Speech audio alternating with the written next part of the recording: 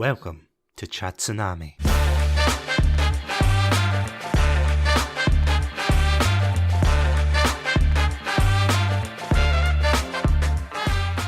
For those of you who have been listening to the show for a while, you'll know that one of my favourite video games out there is the rather infamously received Deadly Premonition. Despite its janky graphics and not so polished gameplay, the game itself became special to me as my friend and fellow co-host Adam and I played it in its entirety. What started as a hope to play something bad turned into an experience that to this day we still discuss. So the mystery detective genre of gaming is something I'm familiar with.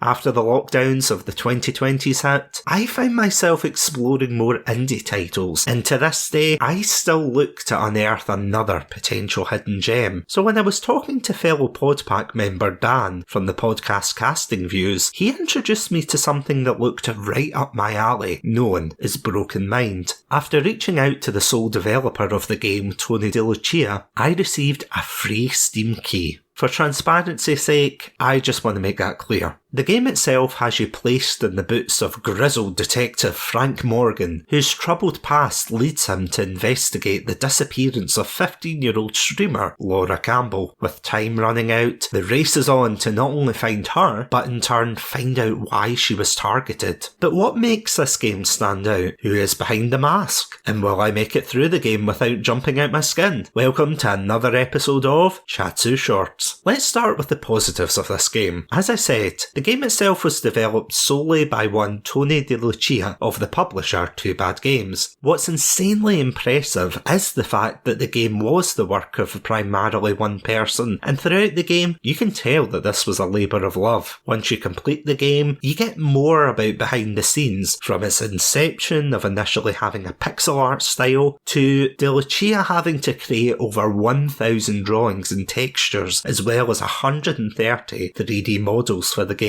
Other personal touches are also included, such as DeLucia's cat being memorialised as a character in one segment, and even his wife's photography can be seen hanging on the walls. What I also found very intriguing was the fact that the arguably most prolific part of the game, that being Laura's kidnapping, was initially a 30-minute demo that would have been the whole game. Coupled with a few title changes along the way, you can certainly tell that a lot of thought went into the development of this game. As stated before, you venture through the game as Detective Frank Morgan, whose dark backstory colours the way he approaches the case. The gameplay itself can be split into three core areas, with the first two focusing on a more combat-oriented role as Morgan, while the third is akin to your typical don't get caught by the bad guys as Laura, which can often be tense. This is demonstrated well through the absolute highlight of the game, where you take control of her during her live stream. The puzzles throughout were also well structured, as it forces players to backtrack to find clues. What was even more satisfying, however, was finding clues before the puzzle, making me feel more like a Sherlock figure than I care to admit. On the flip side, while I appreciated the variety of gameplay, the combat could sometimes be a bit of a mixed bag, which forced you to get up close and personal with your adversaries. While I enjoyed the story for the most part, I feel as if there were a couple of moments that could have either been cut or trimmed down, especially the finale, which almost felt out of place given what happens. That being said, while the game does tread over old cliched tropes, it's still an interesting premise that will have you asking, why is this happening? Unfortunately, there are a few negatives I feel like I should address. For me personally, I feel like some of the voice acting lines